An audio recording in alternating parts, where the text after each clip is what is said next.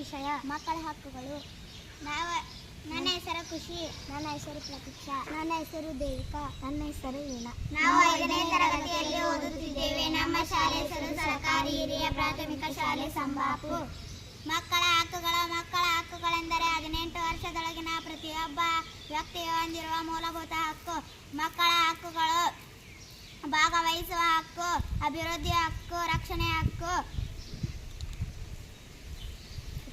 ಅಭಿವೃದ್ಧಿ ಹಕ್ಕು ಇದು ಓದಿತದ ಮತ್ತು ಕಡ್ಡಾಯ ಶಿಕ್ಷಣದ ಆಟ ಮತ್ತು ಮನೋರಂಜನೆ ಹಾಗೂ ಭಾವನಾತ್ಮಕ, ಮಾನಸಿಕ ಮತ್ತು ದೈಹಿಕ ಬೆಳವಣಿಗೆಗಾಗಿ ಅಗತ್ಯವಾದ ಎಲ್ಲ ಅವಕಾಶಗಳನ್ನು ಒದಗಿಸುತ್ತದೆ, ಸೂಚಿಸುತ್ತದೆ.